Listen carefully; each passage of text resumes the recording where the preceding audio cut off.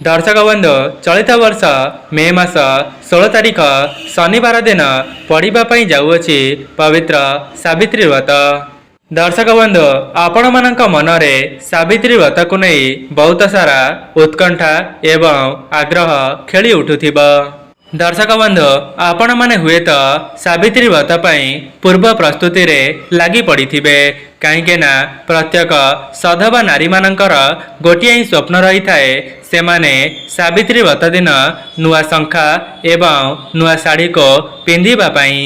दर्शक बंधु आज भिडियो रे मु आपण माननको बताइबी आपण माने सावित्री व्रत पूर्व दिन करि दियंतु एही तीनोटी काम जहा द्वारा आपणक स्वामी दीर्घायु हेबा सहित धनवान मध्य होई परिबे। आज्ञा हाँ दर्शक बंधु आपण माने सावित्री अमावास्या पूर्व ही आपणक घरे एही तीनोटी काम को थरे मात्र करिकी देखंतु। दर्शक बंधु आपण माने धन जनित समस्यार मुक्ति पाइबा पई बहुत सारा उपाय करिथिबे किंतु जदि आपण माननको सेथिर कोनोसी भी शुभ फल मिली पारि नाही तेबे आपण माने सावित्री व्रत पूर्वरो एही तीनोटी काम को आपणक घरे परीक्षा करी देखंतु।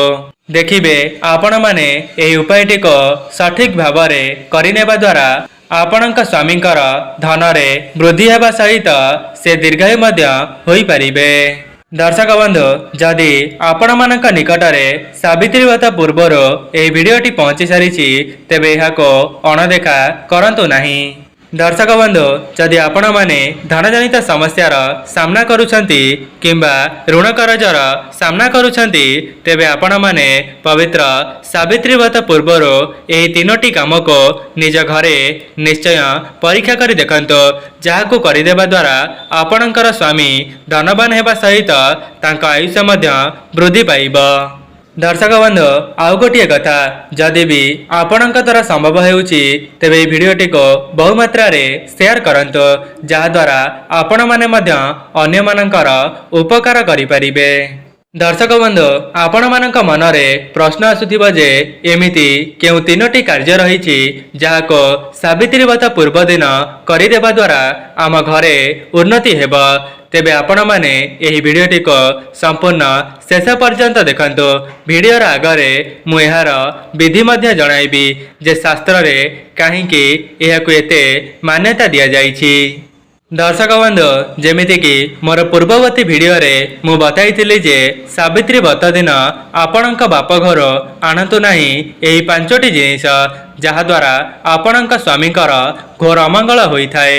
जदि आपण माने सेही भिडियोटी को देखि नाहंती तेबे एही भिडियोटी शेष हेबा परे मु आपण मानक पई सेही भिडियोटी को लगाई देबी जहा द्वारा आपण माने सेही भिडियोटी देखिबा परे आपण माने मध्य सेही पांचटी जिनिस को निज बाप घर आनिबे नाही। दर्शक बंधु चलित वर्ष सावित्री अमावास्याटी ज्येष्ठ मासर अमावास्या तिथि जहाँकि 16 मे शनिवार दिन पड़ुअछि। दर्शक बंधु प्रत्येक सधवा महिला माने सावित्री व्रत पई सेमानंक मनरे उत्कंठा एवं आग्रह भरी रही थाए। सेथिपाई प्रत्येक सधवा नारी माने सावित्री व्रत दिन निजे भल भावरे साज श्रृंगार होई सावित्री व्रतटी को पालन करंतु। दर्शक बंधु आपण माने सावित्री अमावास्या दिन निजे 16 श्रृंगार निश्चय हुअंतु जेमिति कि पादरे अलता पिंधिबा हाथरे नाली चूड़ी शंखा एवं मथारे सिंदूर ता सहित नाली वस्त्र को परिधान करिबा ताठारो बहुत बड़ गुरुत्वपूर्ण कथाटी हैला आपण माने मंगलसूत्र को निश्चित परिधान करिबे। ता सहित आपण माने सावित्री व्रत दिन बटवृक्षर निश्चित भावरे पूजार्चना करिबे। दर्शक बंधु आउ गोटे कथार ध्यान रखिबे जेपरी सावित्री व्रत दिन आपणक घरे मन मतांतर कली झगड़ा न करिबे। आपण माने जेते पारिबे निज मन को शांत रखिबे एवं कली झगड़ा ठारो निजको दूरेई रखिबे। आपणक पाखरे जहा जेतिकी भी हेउछि आपण माने सेतिकी रे संतुष्टि हेबा पई चेष्टा करिबे।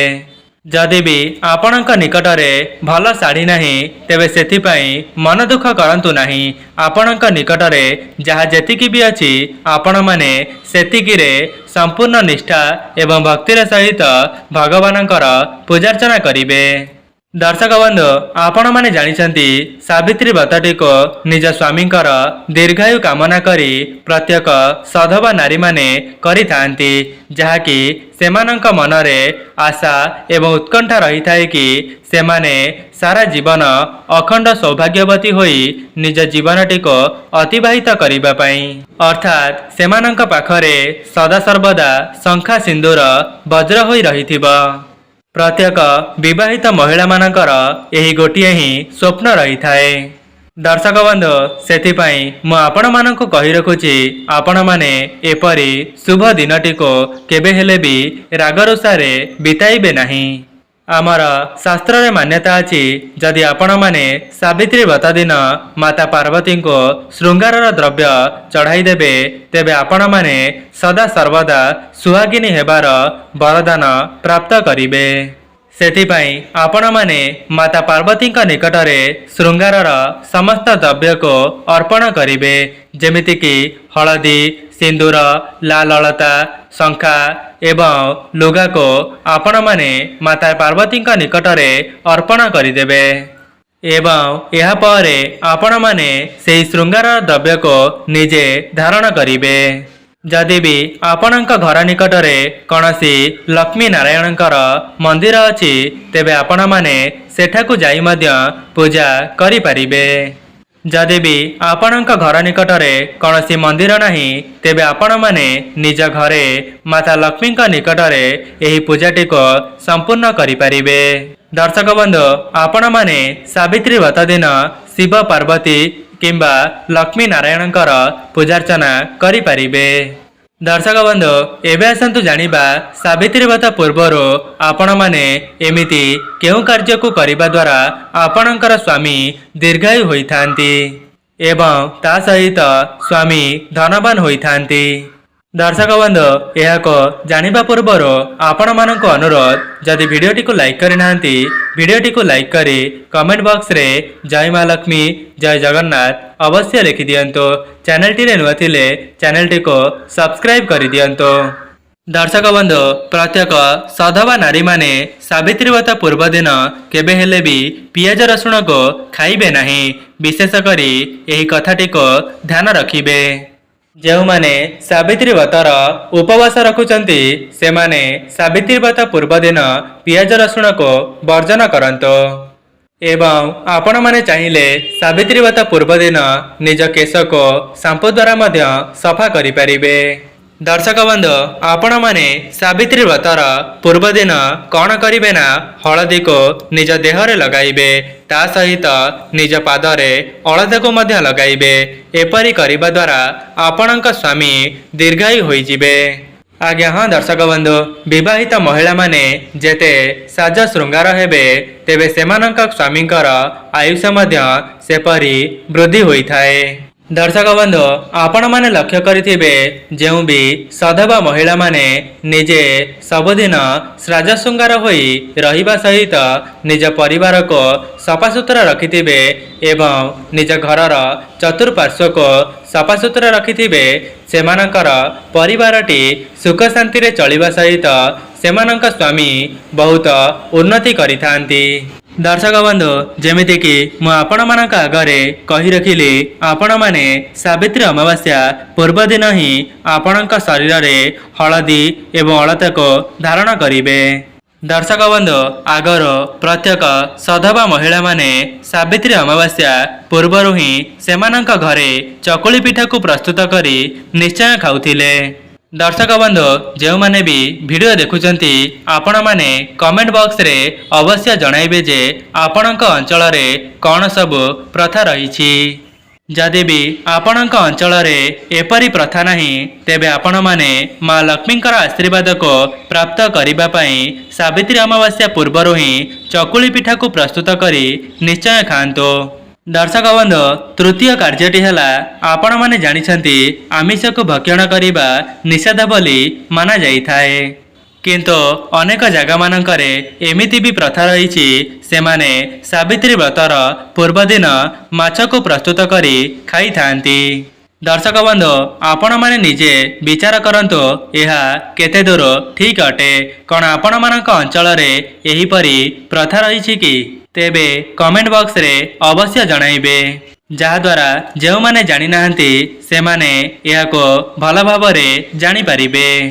କାହିଁକି ନା ଏମିତି ବି ଅନେକ ଗୁଡ଼ିଏ ଜାଗା ରହିଛି ଯେଉଁ ଜାଗାରେ ସାବିତ୍ରୀ ବ୍ରତ ପୂର୍ବଦିନ ସେମାନଙ୍କ ଘରେ ମାଛକୁ ପ୍ରସ୍ତୁତ କରି ଖାଇଥାନ୍ତି। ଦର୍ଶକ ବନ୍ଧୁ ଆପଣମାନେ ଦେଖିଥିବେ ଯେତେବେଳେ ଗୋଟିଏ ଝିଅଟି ତା ଶାଶୁ ଘରକୁ ଯାଇଥାଏ ତେବେ ସେହି ସମୟରେ ଗୋଟିଏ ଲେଉଟିଆ ଚକୁଳି ପିଠାକୁ ଆପଣଙ୍କ ଘରର ବାହାରକୁ ଫିଙ୍ଗା ଯାଇଥାଏ। ଏହାକୁ କରିବା ଦ୍ୱାରା ସେହି ଝିଅଟି ପୁନର୍ବାର ଲେଉଟିକି ତା ଘରକୁ ଆସିଥାଏ। ସେଥିପାଇଁ ଆପଣମାନେ ଦେଖିଥିବେ ପ୍ରତ୍ୟେକ ଲୋକମାନଙ୍କ ଘରେ ଏପରି ପ୍ରଥା ରହିଥିବ। ଯେଉଁମାନେ ବି ଏହି ଭିଡ଼ିଓଟିକୁ ଦେଖୁଛନ୍ତି ଆପଣମାନେ ସାବିତ୍ରୀ ବ୍ରତର ପୂର୍ବଦିନ ଆପଣଙ୍କ ଘରେ ଚକୁଳି ପିଠାକୁ ପ୍ରସ୍ତୁତ କରି ନିଶ୍ଚୟ ଖାଇବେ, ଯାହାଦ୍ୱାରା ମା ଲକ୍ଷ୍ମୀ ଆପଣଙ୍କ ଉପରେ ପ୍ରସନ୍ନ ହୋଇଯିବେ। ଯାହାଦ୍ୱାରା ପ୍ରତ୍ୟେକ ବର୍ଷର ସାବିତ୍ରୀ ବ୍ରତଟି ଆପଣଙ୍କ ପାଖକୁ ଲେଉଟିକି ଆସୁଥିବ ଏବଂ ଆପଣମାନେ ସଦାସର୍ବଦା ସୁହାଗିନୀ ହୋଇ ରହିପାରିବେ ଏବଂ ଆପଣଙ୍କର ଶଙ୍ଖା ସିନ୍ଦୁର ବଜ୍ର ହୋଇ ରହିଥିବ। ଦର୍ଶକ ବନ୍ଧୁ ଆପଣମାନଙ୍କୁ ଆଉ ଗୋଟିଏ ଗୁରୁତ୍ୱପୂର୍ଣ୍ଣ ଉପାୟଟିଏ କହି ରଖୁଛି, ଯାହାକୁ କରିବା ଦ୍ୱାରା ଆପଣଙ୍କର ସ୍ୱାମୀଙ୍କର ଉନ୍ନତି ହେବା ସହିତ ସେ ଧନବାନ ମଧ୍ୟ ହୋଇପାରିବେ। ସେଥିପାଇଁ ପ୍ରତ୍ୟେକ ସଧବା ନାରୀମାନେ ସାବିତ୍ରୀ ବ୍ରତ ଦିନ କୌଣସି ବି ଶିବ ପାର୍ବତୀଙ୍କର ମନ୍ଦିରକୁ ଯାଆନ୍ତୁ। ଦର୍ଶକ ବନ୍ଧୁ ମୁଁ ମାନୁଛି ଯେ ଏହି ଦିନ ଆପଣମାନଙ୍କ ଘରେ ବହୁତ ସାରା କାମ ରହିଥିବ। ସେ ଯାହା ବି ହେଉ ଆପଣମାନେ ଟିକିଏ ସମୟ ବାହାର କରି ମଧ୍ୟ ସେ ସନ୍ଧ୍ୟା ସମୟରେ ହେଲେ ମଧ୍ୟ ଶିବଙ୍କ ମନ୍ଦିରକୁ ନିଶ୍ଚୟ ଯାଆନ୍ତୁ। ଏବଂ ମୁଁ ଆପଣମାନଙ୍କୁ ଯେଉଁ 3ଟି ନିୟମକୁ କହି ରଖିଲି ଆପଣମାନେ ସାବିତ୍ରୀ ବ୍ରତର ପୂର୍ବଦିନ କିମ୍ବା ସାବିତ୍ରୀ ବ୍ରତ ଦିନ ନିଶ୍ଚୟ ପରୀକ୍ଷା କରି ଦେଖିବେ। ଦର୍ଶକ ବନ୍ଧୁ ଆଉ ଗୋଟିଏ କଥା ହେଲା, ଯେଉଁ ମହିଳାଙ୍କ ଉପରେ ମାତା ପାର୍ବତୀଙ୍କର ଆଶୀର୍ବାଦ ରହିଯାଇଥାଏ ସେହି ମହିଳାଟି ଅଖଣ୍ଡ ସୌଭାଗ୍ୟବତୀ ହେବା ସହିତ ତାର ଶଙ୍ଖା ସିନ୍ଦୁର ବଜ୍ର ହୋଇ ରହିଥାଏ। ସେଥିପାଇଁ ଆପଣମାନେ ସାବିତ୍ରୀ ବ୍ରତ ଦିନ କୌଣସି ବି ଶିବ ପାର୍ବତୀଙ୍କ ମନ୍ଦିରକୁ ଯାଇ ନିଜ ସ୍ୱାମୀଙ୍କର ମଙ୍ଗଳ କାମନା କରି ମୁଣ୍ଡିଆ ମାରିବେ। ଦର୍ଶକ ବନ୍ଧୁ ଏମିତି ବି କିଛି ସ୍ୱାମୀ ସ୍ତ୍ରୀ ଅଛନ୍ତି ଯେଉଁମାନଙ୍କ ମଧ୍ୟରେ ମନ ମତାନ୍ତର କଳି ଝଗଡ଼ା ସଦାସର୍ବଦା ଲାଗିଥାଏ। ସେଥିପାଇଁ ଆପଣମାନେ କୌଣସି ବି ଶିବ ପାର୍ବତୀଙ୍କର ମନ୍ଦିରକୁ ଯାଇ ଆପଣଙ୍କର ମନସ୍କାମନାଟିକୁ ନିଶ୍ଚୟ ଜଣାଇଦେବେ ଏବଂ ଆପଣମାନେ ମାତା ପାର୍ବତୀଙ୍କ ନିକଟରେ ଗୋଟିଏ ଘିଅର ଦୀପକୁ ପ୍ରଜ୍ୱଳନ କରିବେ। ଏପରି କରିବା ଦ୍ୱାରା ପତି ପତ୍ନୀଙ୍କ ମଧ୍ୟରେ ଯାହା ବି ମନ ମତାନ୍ତର କଳି ଝଗଡ଼ା ଲାଗି ରହିଥିବ ତେବେ ଶିବ ପାର୍ବତୀଙ୍କର ଆଶୀର୍ବାଦରୁ ସେମାନଙ୍କର କଳି ଝଗଡ଼ା ସମାପ୍ତ ହୋଇଯିବ। ଦର୍ଶକ ବନ୍ଧୁ ମୁଁ ଆପଣମାନଙ୍କ ଆଗରେ ଯେଉଁ ସବୁ ଉପାୟକୁ କହି ରଖିଲି ତାହାକୁ ଆପଣମାନେ ସମ୍ପୂର୍ଣ୍ଣ ନିଷ୍ଠା ଏବଂ ଆନନ୍ଦ ଉଲ୍ଲାସର ସହିତ ପାଳନ କରନ୍ତୁ, ଯାହାଦ୍ୱାରା ଏହାର ଶୁଭାଶୁଭ ଫଳ ଆପଣଙ୍କ ପରିବାରକୁ ନିଶ୍ଚିତ ଭାବରେ ପ୍ରାପ୍ତି ହେବ।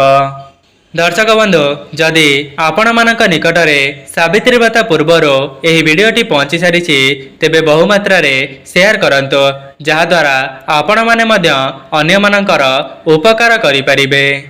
ଦର୍ଶକ ବନ୍ଧୁ ଯେମିତିକି ମୁଁ ଆପଣମାନଙ୍କୁ ଭିଡ଼ିଓର ଆଗରେ କହିଥିଲି ଯେ ନିଜ ବାପାଙ୍କ ଘରୁ କେଉଁ 5ଟି ଜିନିଷକୁ ଆଣିବା ଦ୍ୱାରା ଆପଣଙ୍କ ସ୍ୱାମୀଙ୍କର ଅମଙ୍ଗଳ ହୋଇଥାଏ, ସେହି ଭିଡ଼ିଓଟିକୁ ଆପଣମାନେ ଏହି ଭିଡ଼ିଓଟି ଶେଷ ହେବା ପରେ ଦେଖିପାରିବେ।